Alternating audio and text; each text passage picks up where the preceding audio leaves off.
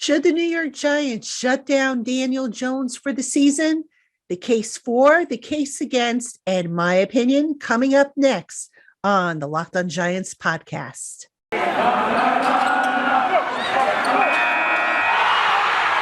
are Locked On Giants, your daily New York Giants podcast, part of the Locked On Podcast Network, your team every day.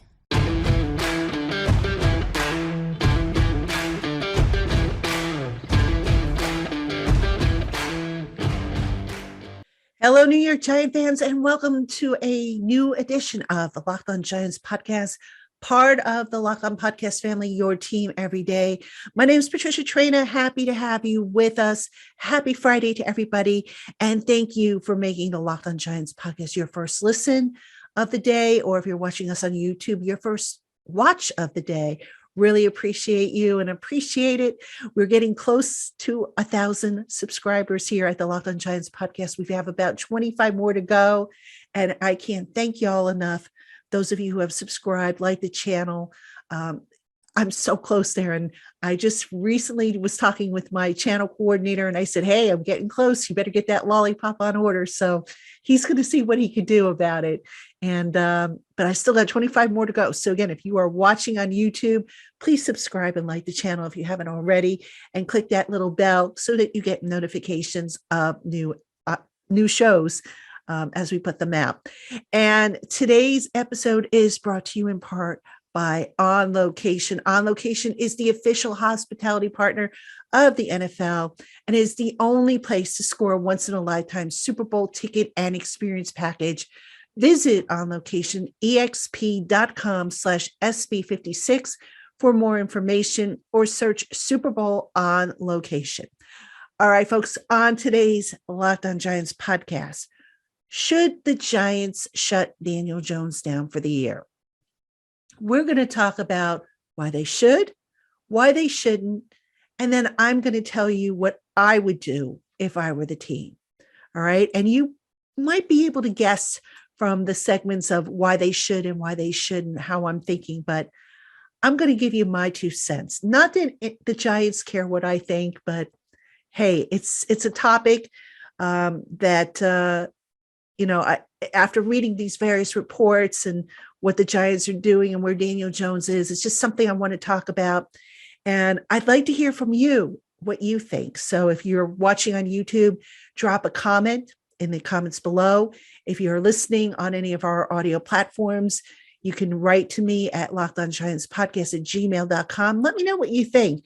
And before I get into the first part of the argument, I know I still have some Twitter Tuesday questions left over from this week.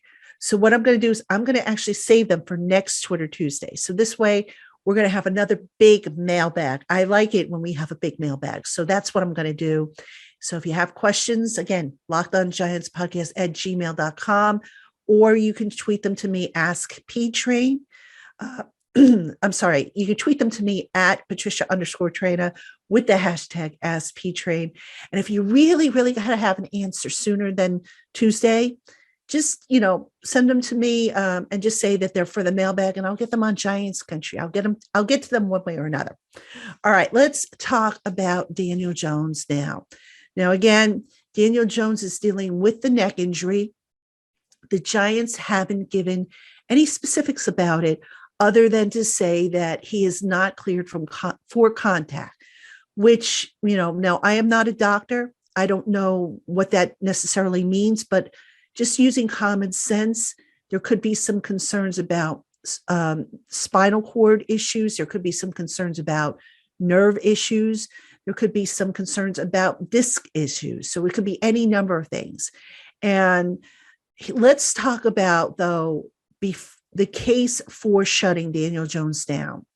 All right. Now, I think the number one case that you can make, or the number one argument to shut Daniel Jones down for the rest of the year, is the offensive line. The offensive line, as we can probably all agree, hasn't been very good this year. Why put that young man at risk behind that offensive line? Because it sounds like all it's going to take is one big hit, one hit that just rocks him, or if he takes a blow to the head in the wrong way or whatnot, that it can make that injury worse. So why put him at risk behind that offensive line? All right. Now, I know every offensive line gives up pressure. Every offensive line will give up a sack, not at the rate that the Giants offensive line has been giving up pressures and sacks. All right. I would not risk Daniel Jones with that neck injury, especially anything with the head or the neck or the back. I'm with the Giants when they say they're not going to put guys that have head, neck, or back injuries at risk, because the one wrong hit, and God forbid you see this happen, but somebody could become paralyzed or worse. And I don't think anybody wants to see that. So that would be my number one reason for shutting Daniel Jones down the rest of the year. It's only 5 games left. It's not like, even though the Giants are mathematically still in it, not like they're going to make a playoff run. And even if they do somehow get to the playoffs, they're not going very far. So play it safe with the young man for his own good. All right. Reason number 2, I would shut Daniel Jones down, is Daniel Jones.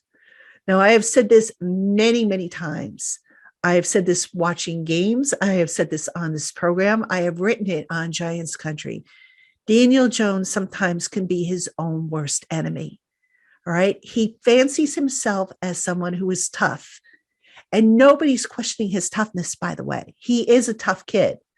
All right. But that said, every time he takes off with the ball in his hand, because he doesn't slide feet first and he decides to dive head first and lead with his shoulder, which exposes that neck area, he puts himself at risk.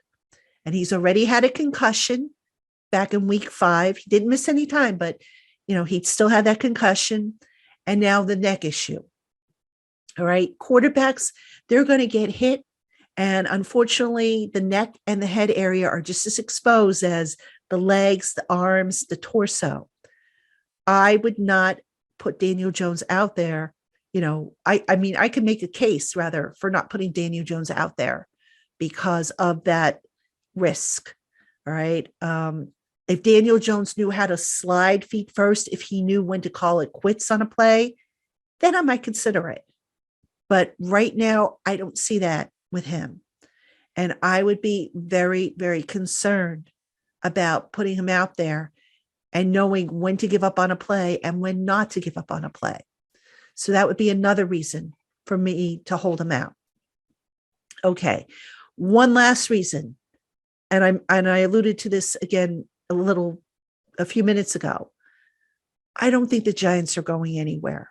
Let's be realistic. If the Giants were going to make a playoff run, then I would say, okay, let's wait it out. But with this team, they've won one, they've lost one. It's like one step forward, 2 steps back. They don't have all the players on the field, okay, all the offensive players. And this was the same thing back in the summer. Why Joe Judge didn't probably play a lot of the starters on offense and on defense, especially on offense. And if you go back to the summer, the thinking was, okay, they didn't have Saquon. Kyle Rudolph was on PUP. I think Kenny Golladay was injured. Kadarius Toney was in and out of the lineup. They had different guys who were injured. So the thinking was, well, why put Daniel out there when he doesn't have all his weapons? It doesn't become worth it. Same reason here. He doesn't have all his weapons. He doesn't have 90% of his weapons. So really, what are you going to prove at this point? You're putting him at risk behind an offensive line that is not very good. You're putting him at risk to run plays where he just doesn't slide. It doesn't make sense.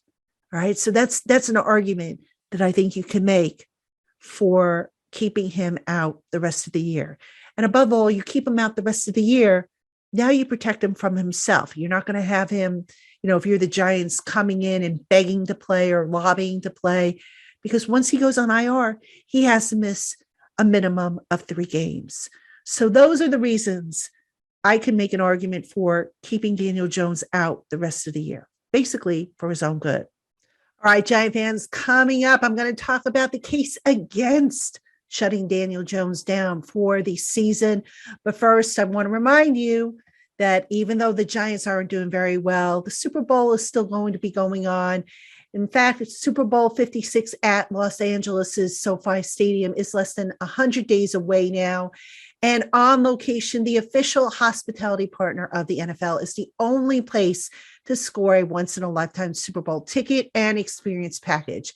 Now, you can select your exact seats and choose from elite experiences featuring an exclusive pregame celebration with NFL legends, five-star Los Angeles hotels, food prepared by the legendary chef Wolfgang Puck, and so much more. Visit onlocationexp.com/SB56 for more information or search Super Bowl On Location. Again, that's onlocationexp.com/SB56 or search Super Bowl On Location.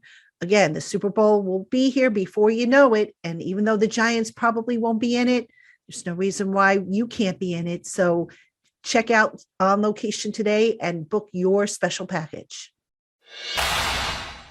All right, Giant fans, again, coming up, the case against shutting Daniel Jones down for the year. But first, Built Bar is going all out to make this holiday season the most delicious time of year with a winter wonderland of a deal featuring amazing new flavors such as the Built Crave bars and their amazing puffs in ruby chocolate and lemon dip cheesecake.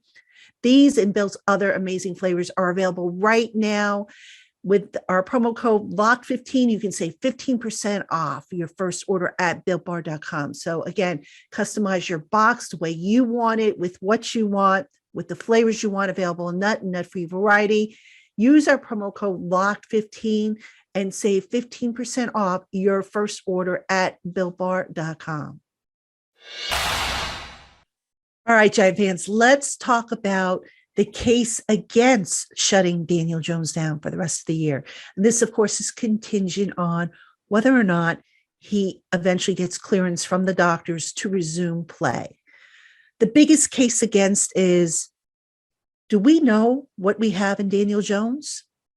Now, this is an interesting question. Daniel Jones has been the quarterback of this team now for the better part of almost 3 years. We have seen ups and downs with him. We have seen some progression. We have seen some regression. And we have seen some spots where he just has remained the same as he was as a rookie, mainly in some decision-making and in making his reads. The Giants have to make a decision on Daniel Jones's contract after this year. They have to decide whether or not they are going to pick up the option year of his rookie deal in 2023. It would kick in. They obviously want to have as much data as possible. Now, I think Daniel Jones has started, about 36 games, or I think it's around, we'll be conservative. I think it's about 40 games or so, maybe a little less. And you could make the argument that, okay, they probably have seen what they need to see, right? Well, not necessarily, because again, new coaching staff. This is only the second year they're working with Daniel Jones. And here's the other thing. Right now, the offensive system is kind of in flux, right? They fired Jasen Garrett. They have Freddie Kitchens now calling the plays, although they claim it's a collaborative approach.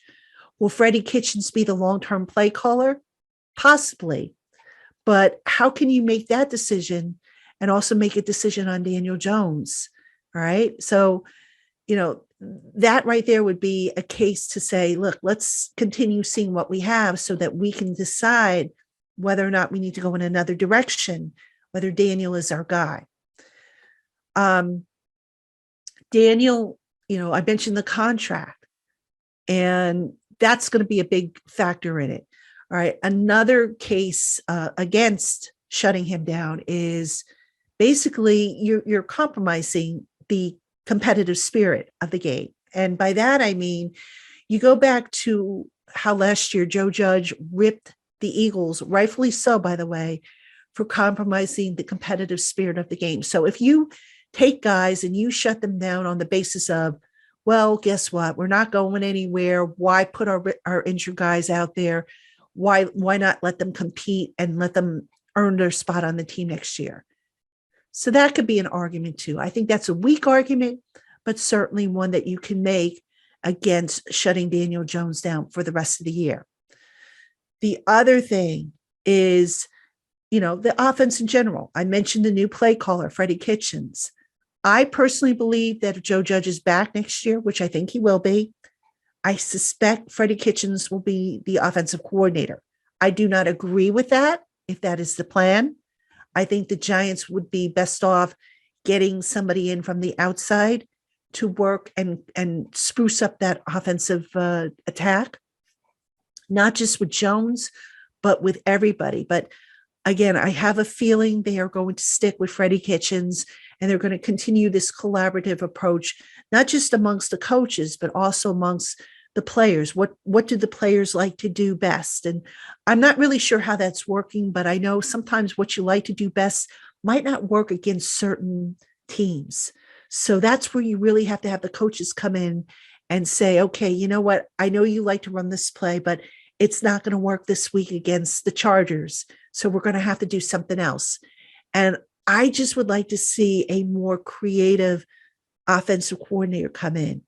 Freddie Kitchens, no disrespect to him, he's a good coach, but if you're looking for Daniel Jones to take that big year, and he will be the quarterback next year, I would be stunned if Daniel Jones is not the quarterback next year. But if you're really looking for that big leap, get somebody in here who fits the offense a little bit better to what you have, who can bring out the best in Daniel.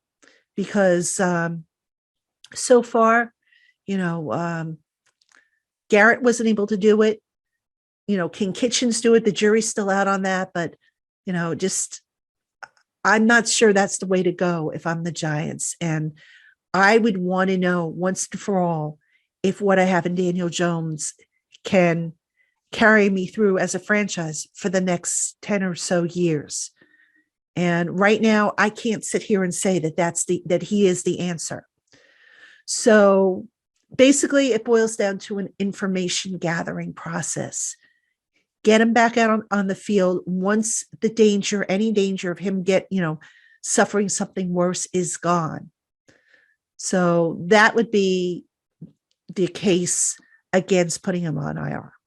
All right, Giant fans, you've heard the arguments for shutting Daniel Jones down. You've heard the argument against shutting Daniel Jones down. What do I think they should do? Well, I'm going to tell you in just a moment. But first, I want to tell you about Stance. If you are looking for some colorful and comfortable apparel, you've got to check out Stance. Founded in 2009, Stance Apparel represents a radical reinvention of socks, underwear, and active apparel. With a focus on comfort, quality, and creativity, Stance brings an atypical aesthetic alongside some of pop culture's hottest collaborators for the ultimate in style and self-expression so that you can express who you are through their multiple stylish options. Stance believes that the perfect fit matters more than fitting in, that those who feel good do good. So go see for yourself. Register for an account at stance.com and get 15% off your first purchase with our promo code Locked On, which you can apply at checkout. Again, that's stance.com, promo code Locked On. Enjoy the color and comfort of a life less ordinary with Stance. All right, now, what do I think the Giants should do? I am in favor of shutting the kid down. I tend to be conservative by nature. I don't want to see guys get hurt, suffer, season or career ending injuries or life altering injuries. You don't mess around with the head and the neck. And for the reasons I outlined in the first segment of the show, for the case for shutting him down are the same reasons I'm going to cite now. Don't put him behind that sieve of an offensive line. All right. That right there, if you sit there, if you are the Giants and you feel that Daniel Jones is the guy you want to go to war with next year, don't put him out there until you fix that offensive line. I have said so many times that Dave Gettleman's biggest failure as general manager was bringing in a new quarterback, a franchise quarterback, and not having a solid offensive line in place. And that to me is just mind blowing. That's like bringing a new baby home and not having a crib and a playpen and a changing station and all the stuff you need to make that new baby's transition to your house a smooth one. Never got that with the Giants, why they did that. But anyway, the offensive line, obviously, that's number one. Number two, I don't trust Daniel Jones right now because he has shown he can't slide or doesn't want to slide. If I'm the Giants before, at baggy day, exit interview day, whatever you want to call it, I sit him down and I say, Daniel, when we see you next, we want you to have worked on learning how to slide like a baseball player, feet first, not head first, because I know that the Giants coaching staff, they have spoken to him about, the risks, about leading with his head. And for whatever the reason, he hasn't gotten it. Now, is that because he's not comfortable sliding?